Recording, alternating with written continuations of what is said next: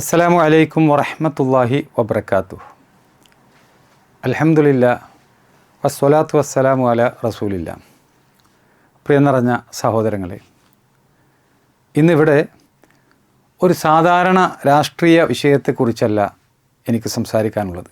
വാർത്തകളുടെ മറവിൽ വിറ്റഴിക്കപ്പെടുന്ന ഏറ്റവും പ്രകടമായ ഒരു വഞ്ചനയെക്കുറിച്ചാണ്, ഒരു മീഡിയ ഇരട്ടത്താപ്പിനെ കുറിച്ചാണ് ഇവിടെ നിങ്ങളുടെ മുമ്പിൽ ഞാൻ പങ്കുവെക്കാൻ പോകുന്ന വിഷയം. പശ്ചിമേഷ്യയിലെ സുന്നി ലോകത്തിൻ്റെ സുരക്ഷയെ അപമാനിച്ചുകൊണ്ട് ഇറാൻ ഭരണകൂടത്തിൻ്റെ ചെയ്തികളെ കണ്ണടച്ച് ന്യായീകരിക്കാൻ ശ്രമിക്കുന്ന കേരളത്തിലെ ചില ആശയ വ്യാപാരികളെക്കുറിച്ചാണ് എനിക്ക് സംസാരിക്കാനുള്ളത്. സഹോദരങ്ങളെ, നമുക്കറിയാം, കേരളത്തിൽ ചില ആളുകൾ ഇന്ന് ഇറാനിനെ ഒരു പ്രതിരോധത്തിൻ്റെ പ്രതീകമായി ചിത്രീകരിക്കാറുണ്ട്. ഗൾഫ് രാജ്യങ്ങളെല്ലാം സാമ്രാജ്യത്വ മൂടുതാങ്ങികളാണ് എന്ന് ആക്ഷേപിക്കാറുണ്ട്. പക്ഷേ അതേ സംസാരങ്ങൾ പറയുന്ന, അതേ അജണ്ടകളുള്ള ആളുകൾ അല്ലെങ്കിൽ മീഡിയകൾ, അതേ ആശയരംഗം കടൽ കടന്ന് അപ്പുറത്തേക്ക് എത്തുമ്പോൾ അവരുടെ കോലം മാറുകയാണ്. ഒരുപക്ഷെ നമ്മളൊക്കെ കേട്ടതായിരിക്കും, UAE എന്ന രാഷ്ട്രത്തെ പുകഴ്ത്തിക്കൊണ്ട് സലാം യാ ഇമാറത്ത് എന്ന ഒരു ഗാനം ജമാഅത്തെ ഇസ്ലാമിയുടെ ചാനൽ ഇറക്കിയിട്ടുള്ളത് ശ്രദ്ധിച്ചു കാണും. മീഡിയ വൺ UAEയുടെ ഭാഗമായി പുറത്തിറക്കിയ ആ ഒരു ഗാനം വളരെ അഭിമാനത്തോടു കൂടിയാണ് അവർ അവതരിപ്പിച്ചിട്ടുള്ളത്. ആ ഗാനം, അതിൻ്റെ പ്രസക്തമായ ഭാഗങ്ങൾ ആദ്യം നമുക്കൊന്ന് കേൾക്കാം. അതിനുശേഷം അതുമായി ബന്ധപ്പെട്ടുകൊണ്ട് ഏതാനും വിഷയങ്ങൾ നിങ്ങളുമായി പങ്കുവെക്കാനുണ്ട്. ദുബായ് ഷിഫ അൽ ഖലീജ് മെഡിക്കൽ ആസ്ഥാനത്ത് നടന്ന ചടങ്ങിലാണ് സലാം യാ ഇമറാത്ത് എന്ന ഗാനം പുറത്തിറക്കിയത്.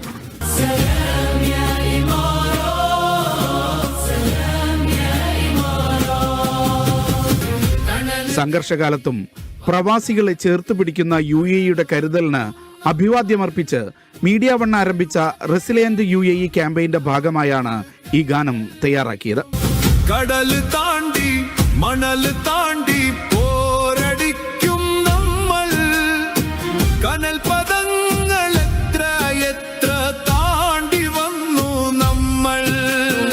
ഇപ്പോൾ ഈ റീസെൻ്റായിട്ട് നടക്കുന്ന ഈ ഒരു ടെൻഷൻ അല്ലെങ്കിൽ ഈ പറയുന്ന ഒരു യുദ്ധം, അതുമായി ബന്ധപ്പെട്ട് എല്ലാ GCC രാജ്യങ്ങളും സഫർ ചെയ്താൽ തന്നെയും ഈ രാജ്യങ്ങൾ ഈ പ്രതിസന്ധികളെയെല്ലാം മറികടന്ന് തിരിച്ചു വരും എന്ന ഒരു ആത്മവിശ്വാസം പകർന്നു കൊടുക്കുന്ന ഒരു ക്യാമ്പയിനാണ് മീഡിയ വൺ GCCയിൽ തന്നെ രൂപപ്പെടുത്തിയത്. നോക്കൂ സഹോദരങ്ങളെ, ഗൾഫ് രാഷ്ട്രങ്ങളിൽ കഴിയുമ്പോൾ അവിടെ സംസാരിക്കാനും അവിടെ പ്രചരിപ്പിക്കാനും ഒരു ഭാഷ, കേരളത്തിൽ അവർ തിരിച്ചെത്തുമ്പോൾ ഈ വിഭാഗം ആളുകൾക്ക് മറ്റൊരു ഭാഷയാണ്. ഇത് തത്വനിഷ്ഠയാണോ അതല്ല തുറന്ന ഒരു ഇരട്ടത്താപ്പാണോ എന്ന കാര്യം അത് ശ്രോതാക്കൾക്ക് മനസ്സിലാക്കാൻ സാധിക്കും. ഇവിടെ UAEയെ പുകഴ്ത്തിക്കൊണ്ടൊരു ഗാനം പാടുമ്പോൾ ഇവർ പറയുന്നത് എന്താണ്? ഈ നാട് പ്രവാസികളെ ചേർത്തു പിടിച്ചുകൊണ്ട് എല്ലാ പ്രതിസന്ധികളിലും കരുതലായി ഈ ഒരു രാഷ്ട്രം നമ്മുടെ കൂടെ നിന്നിട്ടുണ്ട് എന്ന്, സുരക്ഷ നൽകിയിട്ടുണ്ട്, തൊഴിൽ നൽകിയിട്ടുണ്ട്, മാന്യത നൽകിയിട്ടുണ്ട് എന്നൊക്കെ ആ രാഷ്ട്രങ്ങളെ പുകഴ്ത്തിക്കൊണ്ട് അവർ സംസാരിക്കുകയാണ്. ശരി, ഇതൊക്കെ സത്യസന്ധമായി നിങ്ങൾ പറഞ്ഞതാണ് എങ്കിൽ ആ രാജ്യത്തിന് നേരെ മിസൈലുകളും ഡ്രോണുകളും തിരിയുമ്പോൾ എന്തുകൊണ്ട് അതേ ശബ്ദത്തിൽ പ്രതികരിക്കാൻ നിങ്ങൾക്കോ നിങ്ങളുടെ ചാനലിനോ സാധിക്കുന്നില്ല? 2026 മാർച്ച് 1 GCC രാഷ്ട്രങ്ങളുടെ ആഭിമുഖ്യത്തിൽ തീർത്തും അസാധാരണമായ ഒരു യോഗം നടന്നിട്ട് ആ യോഗത്തിലൂടെ UAE, Saudi Arabia, Bahrain, Oman, Qatar, Kuwait ഈ രാഷ്ട്രങ്ങൾക്കെതിരെ ഇറാൻ നടത്തിയ ആക്രമണങ്ങളെ ശക്തമായി ഈ രാഷ്ട്രങ്ങൾ അപലപിച്ചിട്ടുണ്ട്. മാർച്ച് 5 GCCയും യൂറോപ്യൻ യൂണിയനും സംയുക്ത പ്രസ്താവന നടത്തി. അതിലൂടെ ഇറാനിൻ്റെ GCC ആക്രമണത്തെ അൺജസ്റ്റിഫയബിൾ ഇറാനിയൻ അറ്റാക്സ് എന്ന് വിശേഷിപ്പിച്ചിട്ടുള്ളത്.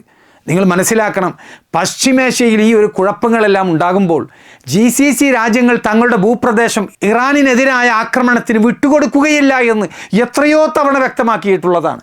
എന്നിട്ടും US-ൻ്റെ ബേസുകൾ അവിടെയെല്ലാം ഉണ്ട് എന്ന് പറഞ്ഞ് ഈ രാജ്യങ്ങളെ ഇറാൻ ആക്രമിക്കുകയായിരുന്നു. ആ ആക്രമണത്തെ മുഴുവൻ ഒരു ഭാഗത്തിരുന്ന് ന്യായീകരിക്കുന്ന ആളുകളാണ് ഇന്ന് സലാം യാ ഇമാറത്ത് എന്ന ഗാനം അവരുടെ ചാനലിലൂടെ പ്രസരിപ്പിക്കുന്നത്.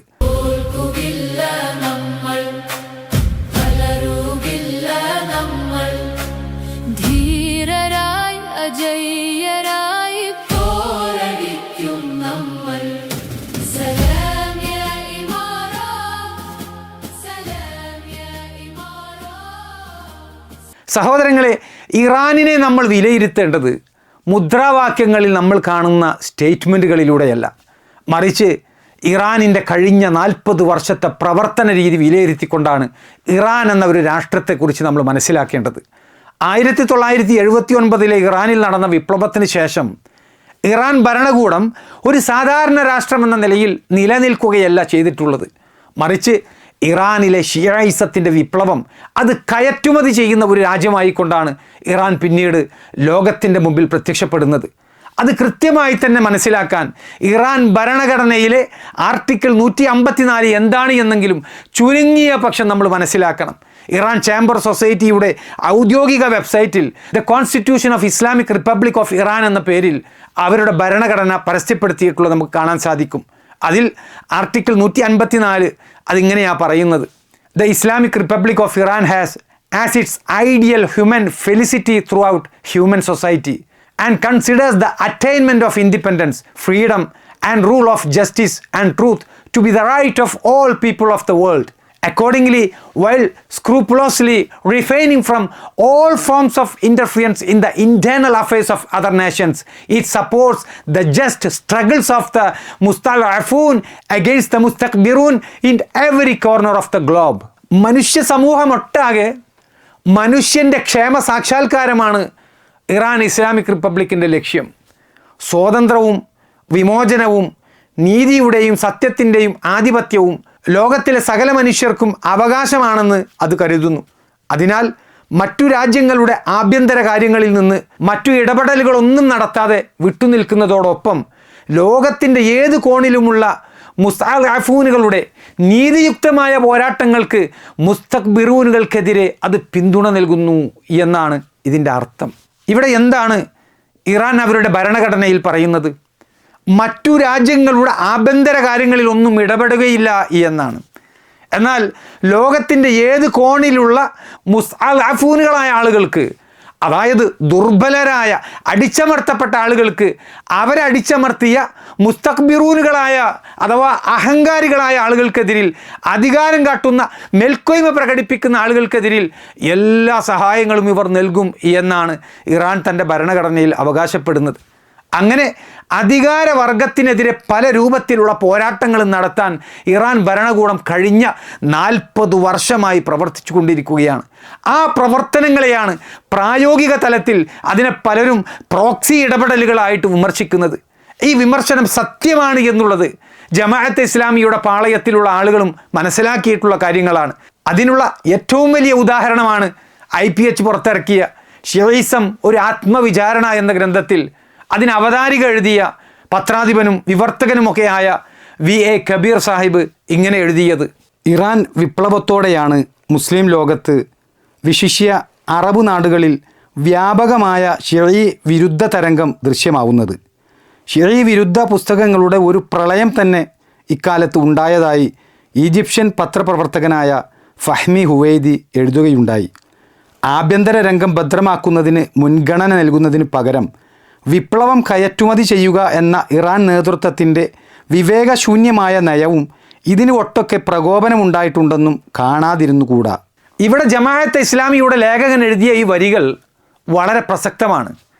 ഇറാനിലെ ആഭ്യന്തര രംഗം ഭദ്രമാക്കുന്നതിന് പകരം വിപ്ലവം കയറ്റുമതി ചെയ്യുക എന്ന ഇറാൻ നേതൃത്വത്തിൻ്റെ വിവേകശൂന്യമായ നയം അത് അറബ് നാടുകളിൽ പ്രകോപനമുണ്ടാക്കിയിട്ടുണ്ട് എന്നാണ് ജമാഅത്തെ ഇസ്ലാമിയുടെ പ്രസിദ്ധീകരണം പറയുന്നത്. ഇത് തന്നെയാണ് കഴിഞ്ഞ 40 വർഷവും സലഫികൾ പറഞ്ഞുകൊണ്ടിരിക്കുന്നത്. പക്ഷേ ഞങ്ങളത് പറയുമ്പോൾ ജമാഅത്തെ ഇസ്ലാമിയുടെ സഹോദരങ്ങൾ അതിന് അസഹിഷ്ണുതയോടുകൂടിയാണ് കാണുന്നത്.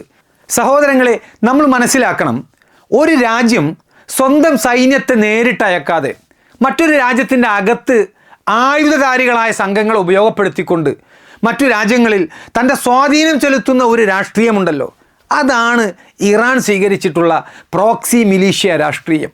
അതാണ് ഇറാൻ തൻ്റെ സ്വന്തം ഭരണഘടനയിൽ എഴുതിക്കുറിച്ച ലോകത്തിൻ്റെ ഏത് കോണിലുള്ള മുസ്തഅഫൂനുകളായ ആളുകൾക്ക്, മുസ്തക്ബിറൂനുകളായ ആളുകളെ എതിർക്കാൻ എല്ലാ സഹായങ്ങളും നൽകുമെന്ന ഇറാനിൻ്റെ ഭരണഘടനാ പ്രഖ്യാപനം. സഹോദരങ്ങളെ, നിങ്ങൾ മനസ്സിലാക്കണം, 1968 അമേരിക്കൻ കോൺഗ്രസ് ചാർട്ടർ ചെയ്ത ഒരു സ്കോളർഷിപ്പ് ഡ്രിവൺ സ്ഥാപനമുണ്ട്. Woodrow Wilson International Center for Scholars എന്നാണ് അതിൻ്റെ പേര്. ഈ വിൽസൺ സെൻറ്റർ പുറത്തുവിട്ട പഠനമനുസരിച്ച് ഇറാൻ വിപ്ലവത്തിന് ശേഷം Bahrain, Iraq, Lebanon, Syria, Yemen, ഫലസ്തീൻ ഈ പ്രദേശങ്ങളിൽ ഏതാണ്ട് 6 രാജ്യങ്ങളിൽ പ്രോക്സി വാർ നടത്തിക്കൊണ്ടിരിക്കുന്നത് ഇറാനാണ് എന്നാണ്. അവിടെയുള്ള മിലീഷ്യ രാഷ്ട്രീയ ശക്തികൾക്ക് ആയുധം നൽകിക്കൊണ്ട്, പരിശീലനം നൽകിക്കൊണ്ട് അവിടെയൊക്കെ കുഴപ്പങ്ങൾ ഉണ്ടാക്കുന്നത് ഇറാനാണ് എന്നാണ്. ഇത് നമ്മൾ മനസ്സിലാക്കണം. സ്വന്തം രാജ്യത്തിൻ്റെ അതിർത്തിക്കുള്ളിലെ ഒരു പ്രതിരോധ രാഷ്ട്രീയമല്ല ഇത്, മറിച്ച് മറ്റൊരു രാഷ്ട്രത്തിൻ്റെ അകത്ത് കയറിക്കൊണ്ടുള്ള വളരെ തീവ്രവാദപരമായ, ഭീകരവാദപരമായ ഒരു കുൽസിത പ്രവർത്തനങ്ങളുടെ രാഷ്ട്രീയമാണ് ഇത് എന്ന് നമ്മൾ തിരിച്ചറിയണം. അതുകൊണ്ടാണ് അറബ് രാഷ്ട്രത്തിലുള്ള, സുന്നി ലോകത്തിലുള്ള സാധാരണക്കാരായ ജനങ്ങൾ ചോദിക്കുന്നത് ഇറാൻ എവിടെയെങ്കിലും സമാധാനം വിതച്ചിട്ടുണ്ടോ എന്ന്. യമനിൽ ഹൂത്തികളെ ചുറ്റിപ്പറ്റിക്കൊണ്ടുള്ള സംഘർഷമുണ്ടാക്കിയ ആളുകളാണ് ഇവർ. ഇറാഖിലെ വിവിധ മിലീഷ്യകളുടെ വളർച്ചയിൽ ചരട് വലിക്കുന്ന ആളുകളാണ് ഇവർ. ലെബനോണിലെ ഹിസ്ബുള്ള എന്ന പ്രസ്ഥാനത്തിന് രാഷ്ട്രീയമായ, സൈനികമായ വലയം നിർമ്മിച്ചു കൊടുക്കുന്ന ആളുകൾ, സിറിയയിലെ തരം താഴ്ന്ന പ്രോക്സി ഇടപെടലുകൾ നടത്തുന്ന ആളുകൾ, ഇതെല്ലാം നമ്മുടെ മുമ്പിൽ വരച്ചു കാണിക്കുന്ന ഒരു ചിത്രമുണ്ട്. ഇറാൻ തൻ്റെ ഭൗതിക അതിർത്തിക്കുള്ളിൽ ചെയ്യുന്നതിനേക്കാൾ വലിയ ഒരു ആശയ സൈനിക വലയം നിർമ്മിച്ചിട്ടുള്ളത് അത് ഇറാനിൻ്റെ പുറത്താണ് എന്ന്, അറബ് രാഷ്ട്രങ്ങളിലാണ് എന്നാണ്. അവിടെയുള്ള പ്രോക്സി സംഘങ്ങൾക്ക് ആയുധം നൽകിക്കൊണ്ട്, പരിശീലനം നൽകിക്കൊണ്ട്, ആശയപരമായ പിന്തുണ നൽകിക്കൊണ്ട് പിന്നിൽ നിന്ന് എല്ലാ നിർദ്ദേശങ്ങളും നൽകുന്ന ഒരു തെമ്മാടി രാഷ്ട്രം അതാണ് ഇറാൻ. സ്വന്തം സൈന്യത്തെ നേരിട്ടിറക്കാതെ തങ്ങൾക്ക് അനുകൂലമായ ആയുധ സംഘങ്ങളെ ഉപയോഗപ്പെടുത്തിക്കൊണ്ട് മറ്റു രാജ്യങ്ങളിൽ കലാപങ്ങളും സമ്മർദ്ദങ്ങളും സൃഷ്ടിക്കുന്ന ഈ പ്രോക്സി മിലീഷ്യ രാഷ്ട്രീയം അത് ഇറാൻ ഒഴിവാക്കാത്തിടത്തോളം കാലം മുസ്ലിങ്ങളും മുസ്ലിം രാഷ്ട്രങ്ങളും അവരെ വെറുക്കുക തന്നെ ചെയ്യും. എന്ന സഹോദരങ്ങളെ, GCC രാജ്യങ്ങളെക്കുറിച്ച് നമ്മളൊന്ന് ആലോചിച്ച് നോക്കൂ. അവർക്കും രാഷ്ട്രീയപരമായ തീരുമാനങ്ങളുണ്ടാകും. ഇസ്ലാമികമായി വിമർശിക്കേണ്ടതുണ്ട് എങ്കിൽ ആ തീരുമാനങ്ങളെയൊക്കെ വിമർശിക്കാനും സാധിക്കും. പക്ഷേ ഒരടിസ്ഥാന വ്യത്യാസം നമ്മൾ കാണാതിരുന്നുകൂടാ. GCC രാജ്യങ്ങൾ ലോക ജനതയുടെ തൊഴിൽ കേന്ദ്രങ്ങളാണ്, സുരക്ഷിതമായ ജീവിത കേന്ദ്രങ്ങളാണ്. അൽ ജസീറയുടെ 2026 മാർച്ചിലെ റിപ്പോർട്ട് പ്രകാരം GCCയിലെ ആകെ ജനസംഖ്യയിൽ പകുതിയിലധികം ആളുകൾ അവർ വിദേശത്ത് നിന്നുള്ള തൊഴിലാളികളാണ്. 200-ലധികം വിദേശ രാജ്യത്തുള്ള ആളുകൾ UAEയിൽ ജീവിക്കുകയും ജോലി ചെയ്യുകയും ചെയ്യുന്നുണ്ട് എന്ന് 2024 സൗദിയുടെ ഔദ്യോഗിക കണക്ക് പ്രകാരം സൗദികളല്ലാത്ത വിദേശികളായ ആളുകൾ അവർ അവിടുത്തെ ജനസംഖ്യയിൽ 15.7 മില്യനായി ഉയർന്നിട്ടുണ്ട് എന്നാണ് പറയപ്പെടുന്നത്. അതായത് ഈ രാജ്യങ്ങളൊക്കെ ലോകത്തിൻ്റെ വിവിധ ഭാഗങ്ങളിൽ നിന്നുള്ള ജനങ്ങൾക്ക് വിസ നൽകിക്കൊണ്ട്, ജോലി നൽകിക്കൊണ്ട്, അഭയം നൽകിക്കൊണ്ട്, സാമ്പത്തികമായ ഉന്നമനത്തിനുള്ള അവസരം നൽകിക്കൊണ്ട് ലോകത്തിൻ്റെ സാമ്പത്തിക ഘടനയെ പുഷ്ടിപ്പെടുത്തുന്ന രാജ്യങ്ങളാണ്. എന്നാൽ ഇറാനോ പ്രാദേശികമായി സുരക്ഷിതത്വമില്ലാത്ത, ആശങ്കകളുടെ, പ്രോക്സി മിലീഷ്യ രാഷ്ട്രീയത്തിൻ്റെ ഒരു കേന്ദ്രമായി മാറിയ ഒരു തെമ്മാടി രാഷ്ട്രം. സഹോദരങ്ങളെ, നമ്മുടെ നാട്ടിൽ പ്രവാസ ലോകത്ത് പോയി അധ്വാനിച്ച് ജീവിതം മെച്ചപ്പെടുത്തിയ അനേകം ആളുകളുണ്ട്. അവരെ നമ്മൾ നേരിൽ കാണുമ്പോൾ സാധാരണ നമ്മൾ ചോദിക്കുന്ന ഒരു ചോദ്യമുണ്ട്, എവിടെയാണ് നിങ്ങൾ ജോലി ചെയ്യുന്നത് എന്ന്. അപ്പോൾ അവർ പറയും, ഞാൻ ഖത്തറിലാണ്, ഒമാനിലാണ്, സൗദിയിലാണ്, UAEയിലാണ്, ബഹ്റൈനിലാണ്. ചിലർ പറയും മാലിയിലാണ്, മലേഷ്യയിലാണ്, കാനഡയിലാണ്, UK-യിലാണ്, അമേരിക്കയിലാണ്, ആഫ്രിക്കയിലാണ്. ഇങ്ങനെ നീളുന്ന ഒരു പട്ടിക തന്നെ നമ്മൾ കേൾക്കാറുണ്ട്. പക്ഷേ ഞാൻ ഇറാനിലാണ് ജോലി ചെയ്യുന്നത് എന്ന് പറഞ്ഞ ഒരാളെ നമ്മൾ എത്ര ആളുകൾ കണ്ടിട്ടുണ്ട്? ഇറാനിൽ ജോലി ചെയ്തത് കൊണ്ടാണ് എൻ്റെ ജീവിതം രക്ഷപ്പെട്ടത് എന്ന് പറയുന്ന ആരെയെങ്കിലും നിങ്ങൾക്ക് പരിചയമുണ്ടോ? എത്രയോ ജമാഅത്ത് ഇസ്ലാമിയുടെ സഹോദരങ്ങൾ ഇറാനിലല്ലാതെ ഗൾഫ് രാജ്യങ്ങളിൽ പോയി ജോലി ചെയ്യുന്നുണ്ട്. പക്ഷെ അവരുടെ റൊമാൻസ് അത് ആകത്തുക ഇറാനിലാണ് കുടികൊള്ളുന്നത്. ഒരു രാജ്യം ലോകത്തിന് എന്ത് നൽകുന്നു എന്നത് പ്രധാനപ്പെട്ട വിഷയമാണ് സഹോദരങ്ങളെ.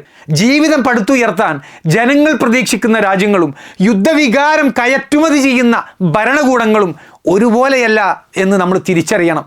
ഗൾഫിലേക്ക് മനുഷ്യർ പോകുന്നത് അവിടെ ജീവിക്കാൻ ഒരു അവസരം കാണുന്നത് കൊണ്ടാണ്. ഇറാനിലേക്ക് മനുഷ്യർ പോകാത്തത് അവിടെ ജീവിക്കാൻ അവസരമില്ലാത്തത് കൊണ്ടാണ്. തൊഴിൽ സാധ്യതയില്ലാത്ത, സ്വാതന്ത്ര്യമില്ലാത്ത, നിയമസ്ഥിരതയില്ലാത്ത ഒരു രാജ്യമായി ഇറാൻ മാറിയത് അവരുടെ കയ്യിലിരിപ്പ് കൊണ്ട് മാത്രമാണ് എന്ന് നമ്മളിവിടെ പ്രത്യേകം തിരിച്ചറിയേണ്ടതുണ്ട്. സ്വന്തം രാജ്യത്തിനുള്ളിൽ തന്നെ സമത്വവും മതനീതിയും പൂർണ്ണമായി ഉറപ്പാക്കാൻ കഴിയാത്ത ഇറാൻ പോലെയുള്ള ഒരു ഭരണകൂടത്തെ എന്തിൻ്റെ അടിസ്ഥാനത്തിലാണ് ജമാഅത്തെ ഇസ്ലാമി ഉമ്മത്തിൻ്റെ ഒരു പ്രത്യാശയായിക്കൊണ്ട് പല ഗ്രന്ഥങ്ങളിലൂടെയും മീഡിയകളിലൂടെയും സമൂഹത്തിൻ്റെ മുമ്പിൽ അവതരിപ്പിക്കുന്നത്? സഹോദരങ്ങളെ, നമ്മളെല്ലാവരും അംഗീകരിക്കുന്ന വിഷയമാണ്. മനുഷ്യരെ ഉൾക്കൊള്ളുന്ന ഒരു സഹവർത്തിത്വത്തിൻ്റെ മാതൃക അത് ഗൾഫ് രാജ്യങ്ങൾ പ്രകടിപ്പിക്കുന്നുണ്ട്.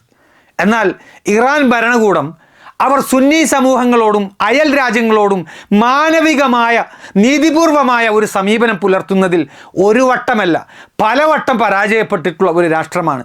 ഇതെല്ലാം മറച്ചുവെക്കാൻ ഇസ്രായേൽ എന്ന ഒരു ഭീകര രാജ്യത്തിനെതിരെ ധീരമായി നിലകൊള്ളുന്ന ഒരു ശക്തിയാണ് ഇറാൻ എന്ന ഒരു പൊതുവികാരം.